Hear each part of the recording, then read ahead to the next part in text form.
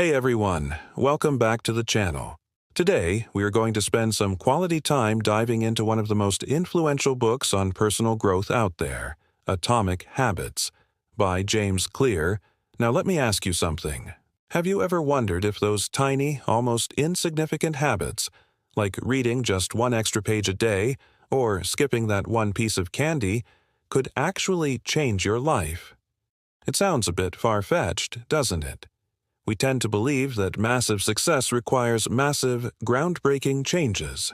But this book reveals a truth that is both counterintuitive and incredibly powerful. Extraordinary results are actually built on small, nearly invisible habits. Clear calls them atomic habits. To see this in action, let's look at the British cycling team. For 100 years, they were completely mediocre. No one paid them any attention. Forget winning the Tour de France. They had only managed a single Olympic gold medal in their entire history. Things were so bleak that top bike manufacturers actually refused to sell them equipment, afraid it would tarnish their brand. Pretty pathetic, right? But in 2003, everything changed. They hired a new coach, Dave Brailsford, who introduced a strategy that sounded a bit vague at first: the aggregation of marginal gains. In simple terms, this meant focusing on every single detail related to cycling and trying to improve each one by just 1%. This wasn't just about swapping out bike seats or cleaning tires with alcohol for better grip. They went deeper. They tested different massage gels to see which one sped up muscle recovery the fastest. They brought in surgeons to teach the riders how to wash their hands properly to avoid getting sick.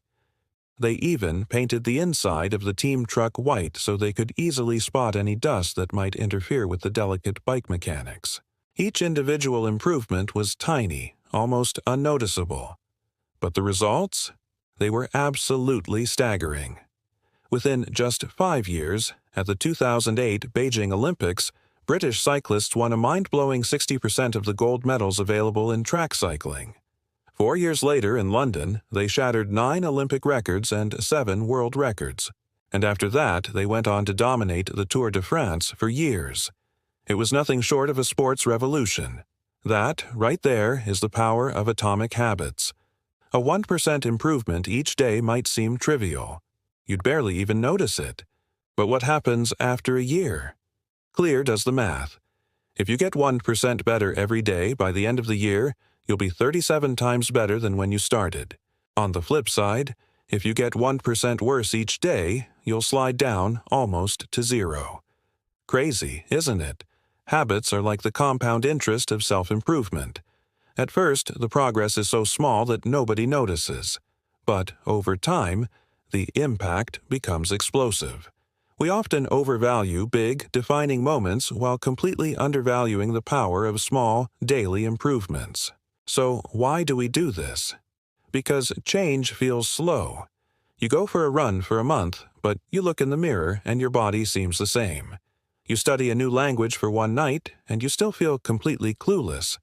Without seeing immediate results, it's incredibly easy to give up and slide right back into our old routines. Clear calls this the plateau of latent potential, or the valley of disappointment. Think of it like heating a block of ice. From -5 degrees to -1, you're pumping in energy, but nothing seems to be happening. But that energy isn't wasted. It's being stored, building up, just waiting for that moment you cross 0 degrees Celsius and the transformation begins. What we often perceive as overnight success is almost always the result of quiet, patient accumulation over a long period. This is why what truly matters isn't whether you're succeeding or failing right now. It's whether your habits are moving you in the right direction. Every small choice you make is like casting a vote for the type of person you want to become. These tiny habits may feel trivial in the moment, but over time they set the entire course of your life. Just like a plane that shifts its route by only a few degrees but ends up thousands of miles from its original destination. But recognizing the power of small habits is only the first step. The real question is, how do we actually harness this power effectively, instead of falling into that classic cycle of making New Year's resolutions and then failing by February? Most people would say, just set bigger goals. But Clear argues that focusing too much on goals might actually be the very reason we fail. So next, we'll explore why grand goals often backfire, and why what truly deserves your focus is the system. So last time we talked about how tiny habits can create massive change over time, right? It's a game changer. Now you might be thinking, great, I'll just set a huge goal, break it down into small steps, and muscle through with willpower. Makes sense, but Atomic Habits warns us that if you only focus on the final destination, you're probably going to hit the same old roadblocks. From day one, we're taught to set goals, get an A+, land the top job, achieve a six-pack. The author, James Clear, was a total goal junkie himself. He set tons of goals for school, fitness, and his career. He hit some, but missed a lot more. Then he had a breakthrough. His long-term success had almost nothing to do with the goals he set, but everything to do with the systems he built. So what's the difference? A goal is the result you want. Win the championship, learn a new song. A system is the process that gets you there. The daily practices, the marketing strategies, how you hire your team. Here's a wild thought. What if you totally ignored your goals and just focused on your system? Could you still win? Imagine you're a basketball coach. Your goal is to win the championship. But what if you forget the trophy and just pour all your energy into daily drills, refining plays and developing your players? James Clear says you'd still end up with an elite team. Think about it. In a game, you want to score more points, but you can't win by just staring at the scoreboard. It's the plays and the execution on the court that matter. The legendary coach Bill Walsh said it best. The score takes care of itself. If you want better results, stop obsessing over goals and start obsessing over your systems. Now, this doesn't mean goals are useless. They give you direction. But it's the systems that actually move you forward. Focusing too much on goals creates a bunch of problems. First, winners and losers often have the exact same goals. Everyone wants to win the big game, right? If goals were all that mattered, why do people with the same ambition get such different results? Remember the British cycling team? They always wanted to win the Tour de France. The goal was there for years. But they only won after they built a system of tiny 1% improvements. The goal alone wasn't enough. Second, goal-based achievements are often temporary. Your room is a mess, so you set a goal to clean it. You spend an afternoon making it spotless. Awesome. But if you keep the same messy habits, the system that created the mess is still running. Soon enough, you're back to chaos. You treated the symptom, not the cause. Third, goals can limit your happiness. We tell ourselves, I'll be happy once I achieve this. This puts your happiness on hold. Plus, it creates a rigid win-or-lose mindset. But when you learn to love the process, the system, you can feel proud and fulfilled at any moment. As long as your system is running, you're winning. And finally, goals can actually sabotage long-term progress. Think about marathon runners. They train for months, cross the finish line, and then stop running. The goal is gone, so the motivation vanishes. A goal helps you win the game once. A system keeps you in the game forever. So, if you've struggled with your habits, it's not you, it's your system. You don't rise to the level of your goals, you fall to the level of your systems. But even with a perfect system, there might be something deeper holding you back. That something is your identity. Ever feel like you're fighting a losing battle against your bad habits? You set a goal, you try really hard, but somehow, you always slide back to where you started. What if I told you the problem isn't your willpower, but who you think you are? We've talked about how focusing on systems is better than obsessing over goals, but there's an even deeper level to this. Imagine peeling an onion. James Clear, the author of Atomic Habits, says behavior change happens in 3 layers. The outer layer is changing your outcomes, like losing weight or getting a promotion. The middle layer is changing your processes, the systems and habits you follow, like going to the gym or meditating. But the core, the very center of the onion, is changing your identity, your beliefs about yourself. Most of us try to change from the outside in. We start with the outcome we want. I want to lose 20 pounds, and then figure out the process. I guess I should diet and exercise. This is called an outcome-based habit, and honestly, it rarely sticks. Why? Because we haven't changed the person at the core. Picture two people trying to quit smoking.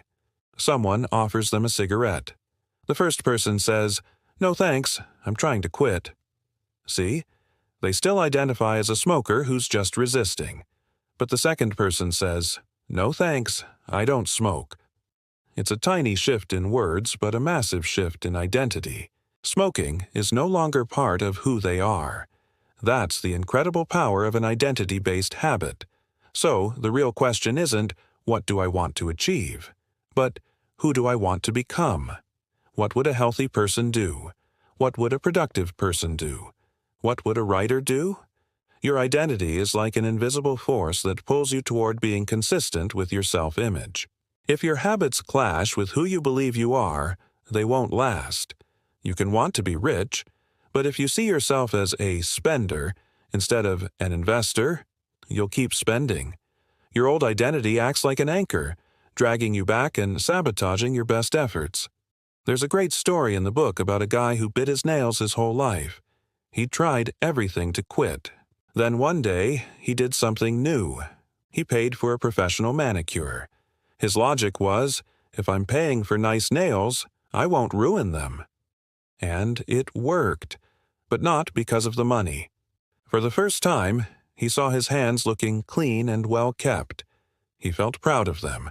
That pride shifted his identity. He was no longer a nail biter, he was someone who took care of his hands. So, how do we build a new identity? It's not some mystical process. It's actually very simple and practical. It boils down to just 2 steps.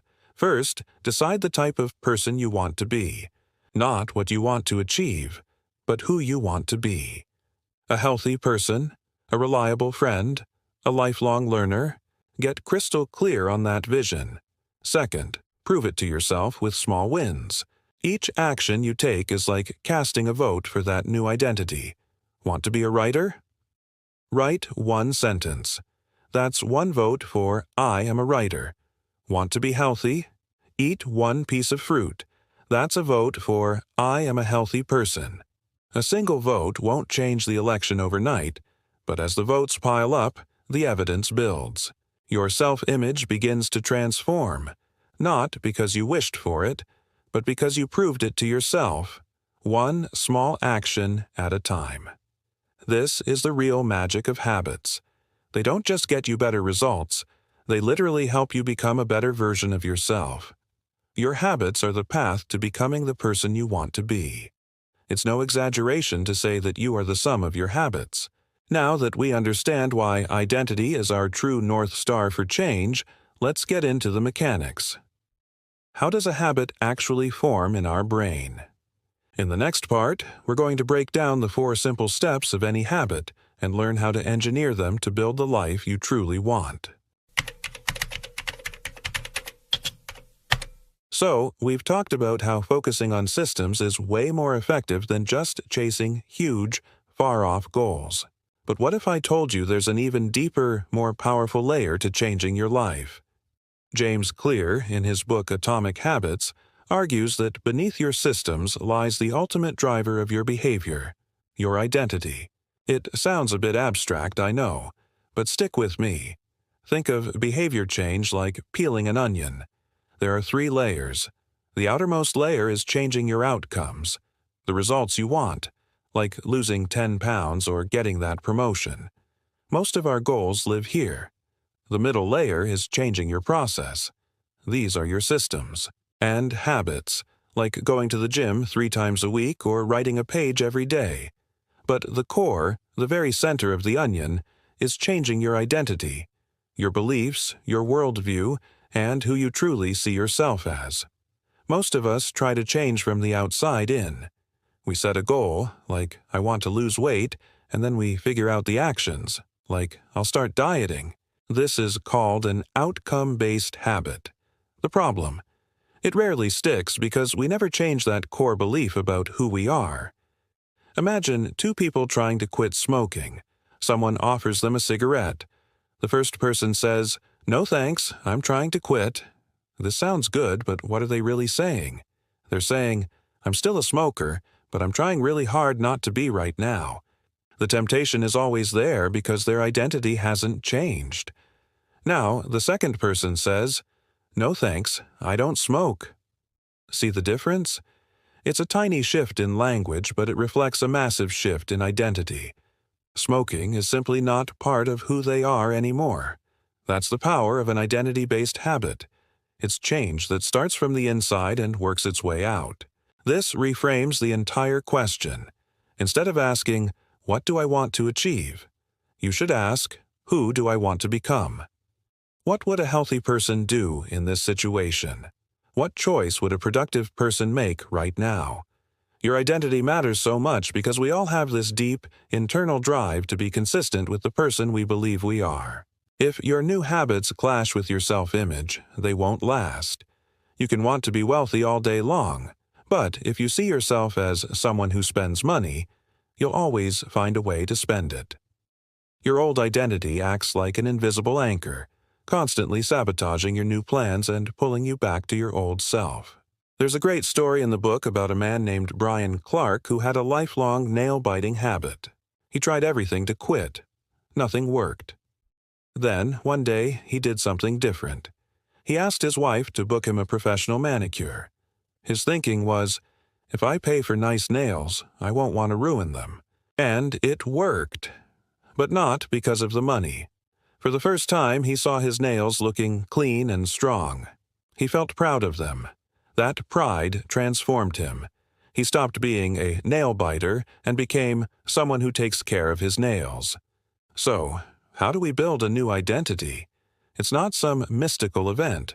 It's actually very practical and comes down to two simple steps. First, decide the type of person you want to be. Do you want to be a writer, a healthy person, a reliable friend? Get crystal clear on that.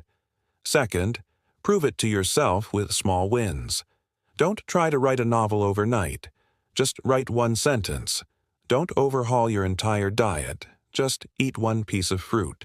Every small action you take is like casting a vote for the person you want to become. One vote doesn't change the election, but as the votes pile up, the evidence builds, and your self-image begins to transform. This is the real magic of habits. They don't just get you better results, they literally help you become a better version of yourself. Your identity is simply the sum of your repeated actions. So, once you grasp the central role identity plays in shaping your life, you've found your North Star for lasting change. Now that we understand why identity is so crucial, let's get into the how. In the next part, we'll break down the four-step model of how habits actually form, and how you can use that framework to design the exact life you want. Ever feel like your habits are running on autopilot, but in the wrong direction? You know what you should do, but somehow you end up scrolling on your phone or grabbing another snack without even thinking about it. What if I told you there's a simple switch you can flip to change all that? Last time we peeked inside the habit-making machine. Today, we're learning how to operate it. The book Atomic Habits gives us 4 simple rules for behavior change, and we're starting with the most fundamental one. Rule number 1, make it obvious. Think about it. Every habit starts with a cue, a tiny signal that triggers the action. The problem is, most of our cues are invisible. You sit on the couch and your hand automatically reaches for the remote. You hear a notification, and your phone is in your hand before you even realize it. These cues are so ingrained they've become part of the background noise of our lives. So, how do we make the good habits impossible to ignore and the bad ones disappear? We need to make our cues conscious. In the Japanese railway system, workers use a method called pointing and calling. They physically point at a signal and say out loud, "Green light," all clear. It looks a bit silly, but it drastically reduces errors by forcing an unconscious check into conscious awareness. We need to do the same for our habits. Here are 3 powerful ways to point and call in your own life. First, use an implementation intention. This is for all of us who say, "I really want to work out more," but never find the time. Stop being vague. Give your brain a specific time and location. The formula is I will behavior at time in location. For example, instead of I'll meditate, try I will meditate for 1 minute at 7 a.m. in my kitchen. Instead of I'll study, try I will study Spanish for 20 minutes at 9 p.m. at my desk. This gives your goal an appointment in your schedule. It's no longer a vague wish, it's a clear plan. Often, what we lack isn't motivation, but clarity. Second, let's get even smarter with habit stacking. This strategy brilliantly links a new habit to one you already do without fail.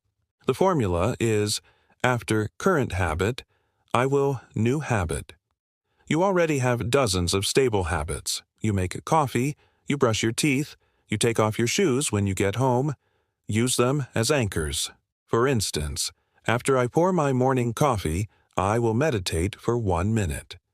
Or, after I take off my work shoes, I will immediately change into my workout clothes. Or even, when I sit down for dinner, I will say one thing I'm grateful for.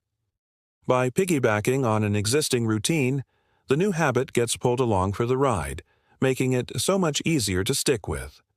Finally, and this might be the most powerful strategy of all, environment design. Your environment is the invisible hand that shapes your behavior. If you want to build good habits, you need to make their cues obvious. Want to read more? Don't hide your book away. Leave it on your nightstand or your coffee table. Want to eat more fruit? Put it in a beautiful bowl on the counter where you can see it. Want to practice guitar? Take it out of its case and put it on a stand in the middle of your living room. You're making the right choice the most visible and easy choice. And for bad habits, you do the opposite. You make the cues invisible. Want to snack less? Put the junk food on a high shelf, or even better, don't bring it into the house. Want to reduce screen time? Leave your phone in another room when you're working or relaxing. By adding a tiny bit of friction, like having to get up to get your phone, you dramatically cut down the chances of mindlessly scrolling. We naturally follow the path of least resistance. So, design a path that leads to success. By using these 3 strategies, implementation intention, habit stacking, and environment design, you're creating a super smooth runway for your good habits to take off. But wait, what if the cue is obvious, but the habit itself feels like a chore? No matter how many reminders you set, it's hard to stick with something you don't find appealing. And that brings us perfectly to our next step. Rule number 2. Make it attractive. We'll dive into that in the next part. Have you ever wondered why it's so easy to get lost scrolling through TikTok, mindlessly snacking or playing video games for hours, but so incredibly hard to stick with things like reading, working out, or studying? It all comes down to one thing: instant gratification. But there's a fascinating biological reason behind this. Deep inside our brains, there's a chemical called dopamine. Now, it's often called the pleasure molecule. But that's not quite right. It's really the anticipation molecule. Scientific studies show that our dopamine levels spike not when we actually get a reward, but when we expect to get one. It's that craving, that anticipation that drives us to act. Think about it. The part of your brain responsible for wanting something is way bigger than the part responsible for liking it. This means our actions are fueled more by the promise of a reward than the reward itself. And modern society has become an expert at exploiting this. Consider junk food. It's engineered with the perfect ratio of sugar, salt, and fat, with a texture that's both crunchy and soft. It's designed to be a super stimulus, an exaggerated version of what our brains are naturally wired to crave, making you eat way more than you need. Or social media. with its constant notifications for likes and comments. It delivers instant validation that can be hard to find in the real world. These superstimuli push us into forming habits like social media addiction, short-term thinking, and overconsumption, often without us even realizing it. So, how do we fight back? How can we hijack this system and make the good habits, the ones that truly benefit us, just as appealing? The first strategy is called temptation bundling. The idea is simple. You pair something you want to do with something you need to do. James Clear, in his book Atomic Habits, tells a great story about a student in Ireland who loved watching Netflix but knew he needed to exercise. So, he hooked up his stationary bike to his TV. The catch? Netflix would only play if he was pedaling at a certain speed.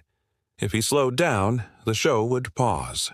He brilliantly linked his enjoyment, watching shows, with his goal, working out. You can do this too.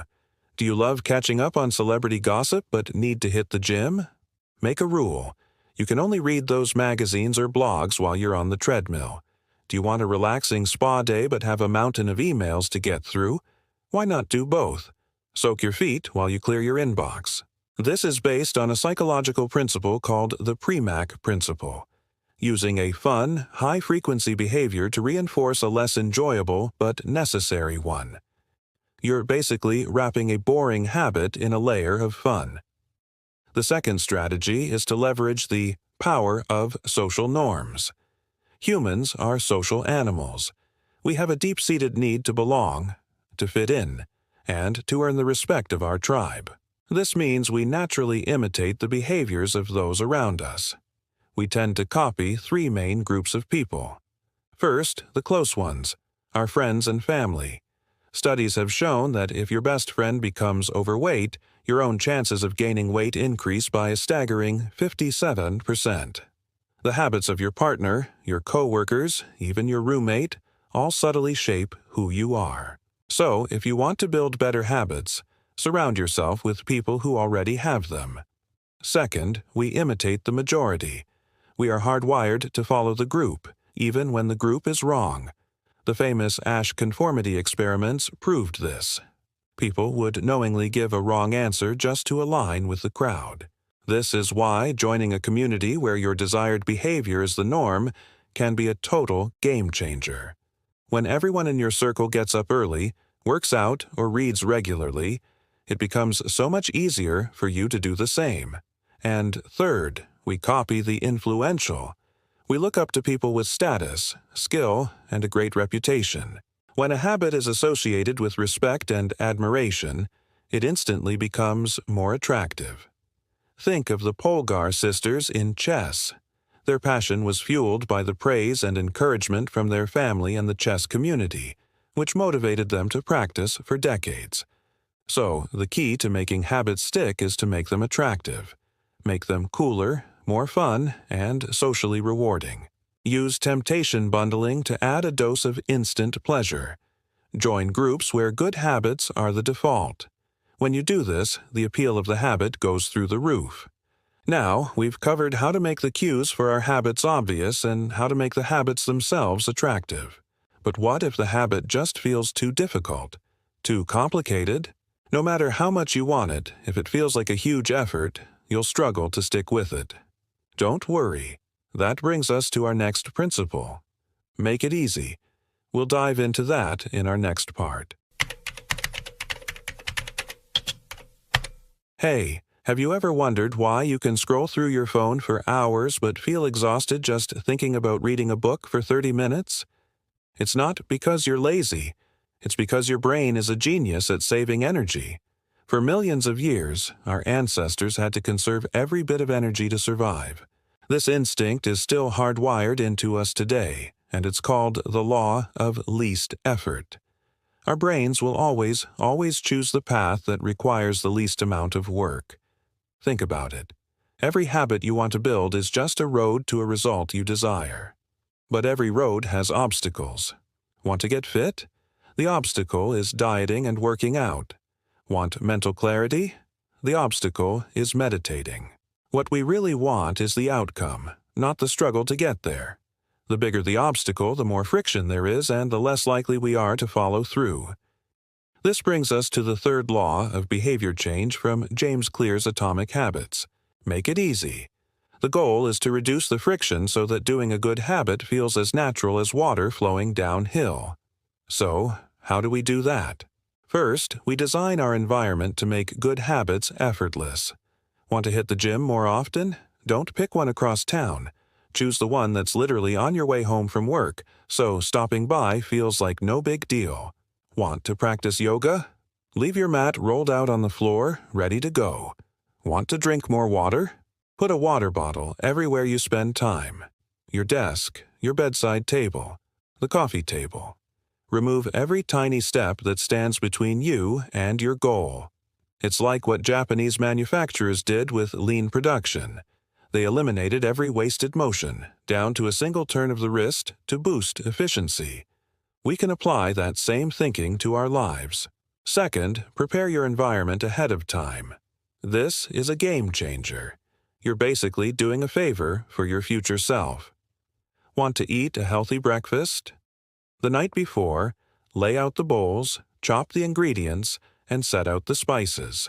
When you wake up, cooking will feel like the easiest option. Want to get your workout in? Lay out your gym clothes, shoes, and water bottle before you go to bed. By separating the prep from the action, you make the action itself almost frictionless. And, hey, this works for breaking bad habits, too. Just add friction. Watch too much TV? Unplug it after you use it. Or, even better, take the batteries out of the remote. That tiny bit of effort is often enough to make you reconsider. Can't stop checking your phone? Leave it in another room. That 10-second walk to go get it creates a pause, giving you a chance to break the impulse. The third and most powerful strategy is the 2-minute rule. It's so simple, it's brilliant. When you start a new habit, it must take less than 2 minutes to do. Read more becomes read 1 page. Do 30 minutes of yoga becomes roll out your yoga mat. Run 3 miles becomes put on your running shoes. Why does this work? Because getting started is always the hardest part. Once you're in motion, it's much easier to keep going. The point of the 2-minute rule isn't to stop at 2 minutes. It's to master the art of showing up.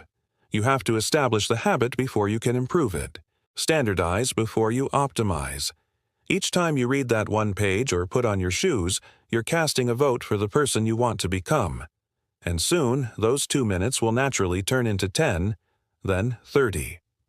So, rule that number 3 is all about chasing the easiest possible start, not perfection. Make it obvious, make it attractive, and make it easy. Now it sounds like we've cracked the code, right? But there's one final piece of the puzzle. Even if a habit is easy, if it doesn't feel good after you do it, you won't stick with it. And that brings us to the fourth and final law.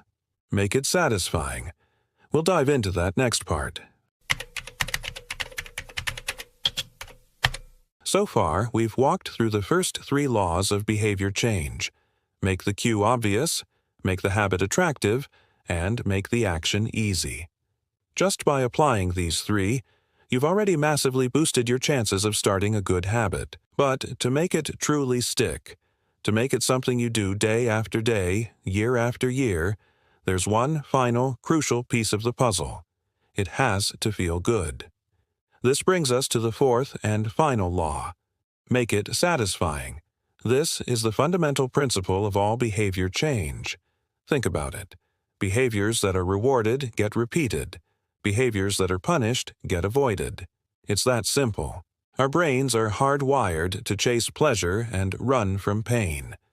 All it takes is one positive experience, even something tiny, to send a powerful signal to your brain that says, "Hey, that felt good, let's do it again."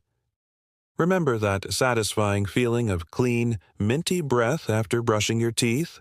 That's your brain logging a little win, making you want to repeat the action. But here's the problem we all face in the modern world. Our brains evolved in what you could call an immediate return environment. Our ancestors hunted, and they got food right away. They saw a predator, and they ran for their lives instantly. Most actions had immediate consequences. But today, we live in a delayed return environment. You work hard today, but you get paid weeks later. You go to the gym today, but you won't see a six-pack for months, maybe even years. You start saving money now, but you won't get to enjoy that retirement fund for decades. The cost of our good habits, the effort, the discipline, is paid right now, in the present. But the rewards are way off in the distant future. Bad habits are the complete opposite. The pleasure of eating junk food or scrolling on your phone is instant. The negative consequences, like poor health or wasted time, only show up much, much later. So, what does our ancient, instant gratification-seeking brain choose? It almost always defaults to the bad habit. This is exactly why the fourth law is so critical. We have to be smart and deliberately create immediate rewards for our long-term good habits. We need to give our brains a little taste of success right now to keep us motivated until those big, delayed rewards finally arrive. One of the most powerful ways to do this is through habit tracking. It's so simple but incredibly effective. Get a calendar. Every single day you complete your desired habit, draw a big X over that day. The legendary comedian Jerry Seinfeld famously used this method to force himself to write jokes every single day. His one and only rule was, don't break the chain. Seeing that unbroken chain of X's grow longer and longer becomes its own reward. It's a visual representation of your progress, and you won't want to ruin that perfect streak for one lazy day. You can also use more tangible systems. One stockbroker in the book kept 2 jars on his desk. One started with the 120 paper clips. Every time he made a sales call, he moved 1 paperclip from the full jar to the empty one. That simple physical act of moving the clip created an immediate sense of accomplishment that fueled him to keep making calls. Beyond tracking, you can layer on small, immediate rewards. But here's the key. Make sure the reward aligns with the identity you're trying to build. For example, if your goal is to get fit, don't reward a workout with a giant tub of ice cream. That just contradicts your goal. Instead, reward yourself with something that supports your new identity, like a relaxing massage or a healthy smoothie you love. If you're trying to save money, every time you resist an impulse purchase, immediately transfer that exact amount of money into a special savings account labeled European Vacation or Dream House Fund. Watching that fund grow is way more satisfying than just denying yourself something. Of course, we can flip this entire law on its head to break bad habits. The rule becomes, make it immediately painful. Find a way to introduce an instant consequence. One of the best ways to do this is with an accountability partner. Make a pact with a friend. If you skip the gym, you owe them $20. If you smoke a cigarette, you have to post on social media admitting you slipped up. We care so much about what others think of us, and the thought of losing face or money makes the cost of that bad habit feel very immediate and very real. So, to wrap it all up, the 4 laws of behavior change are: make it obvious, make it attractive, make it easy, and finally, make it satisfying. Use immediate rewards to reinforce your good habits, and use immediate costs to stamp out your bad ones. With this complete system, you are fully equipped to build the habits you want and become the person you want to be. But what happens when life gets in the way and you miss a day? How do you get back on track without giving up completely?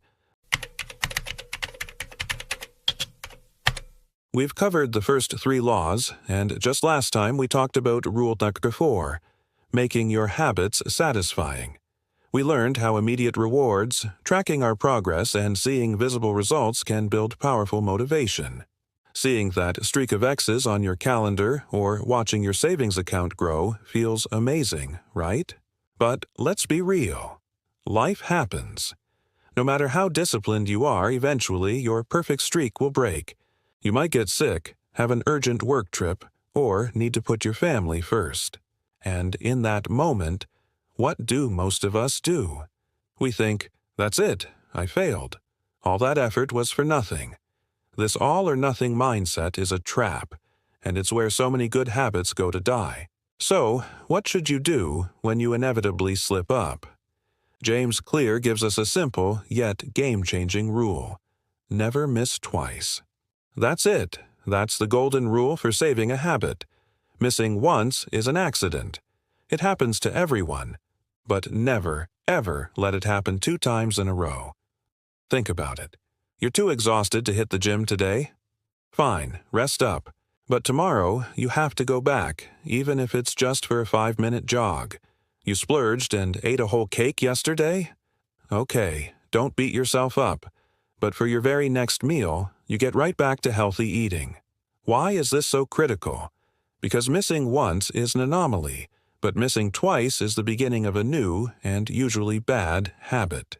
A single stumble on your path is just a stumble. You get up and keep going.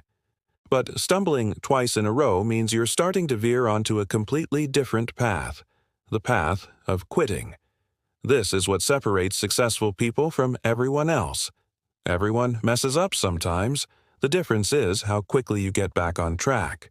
The disruption itself isn't the problem.